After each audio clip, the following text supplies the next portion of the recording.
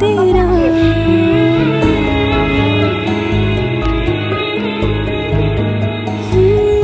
मैं छाया तेरी हॅलो आई, happy mother's day.